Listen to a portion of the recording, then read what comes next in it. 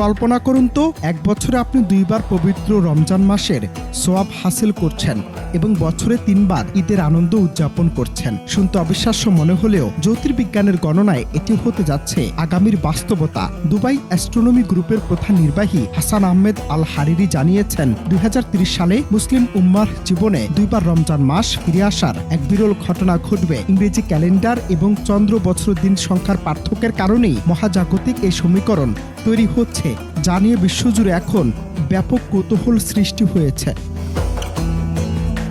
সাধারণত ইংরেজি বছর 365 দিনে হলেও হিজরি বা চান্দ্র বছর হয় 354 দিনের। এই যে 11 দিনের ব্যবধান, এটাই প্রতি বছর রমজান মাসকে এগিয়ে নিয়ে আসে। সৌদি আরবের কাশিম বিশ্ববিদ্যালয়ের অধ্যাপক ডক্টর আবদুল্লাহ আল মুসনাদ জানিয়েছেন, 2030 সালের 5 ফেব্রুয়ারি 1451 হিজরি রমজান মাস শুরু হবে এবং ফেব্রুয়ারি মাসের 3 তারিখে তা শেষ হবে। কিন্তু বছর ঘুরতে না ঘুরতেই 26 ডিসেম্বর থেকে শুরু হবে 1452 হিজরির নতুন আরেকটি রমজান মাস। অর্থাৎ 2030 সালের ক্যালেন্ডারে মুসলমানরা বছরের শুরুতে 30 দিন এবং বছরের শেষে 6 দিন, সব মিলিয়ে মোট 36টি রোজা পালন করবেন।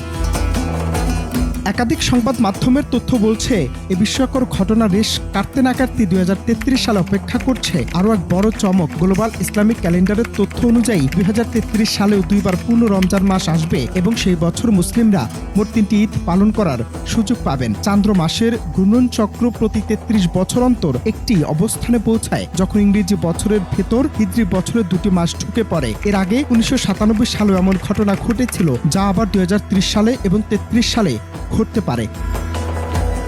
মহাজাগতিক হিসাব অনুযায়ী 2030 সালের দ্বিতীয় রমজানটি 2031 সালের জানুয়ারি মাসে গিয়ে শেষ হবে, ফলে সেই বছরের ঈদ উল ফিতর অনুষ্ঠিত হবে 2031 সালে। এই বিরল মহাজাগতিক পরিবর্তন আমাদের মনে করিয়ে দেয় সময়ের অদ্ভুত গতিশীলতাকে।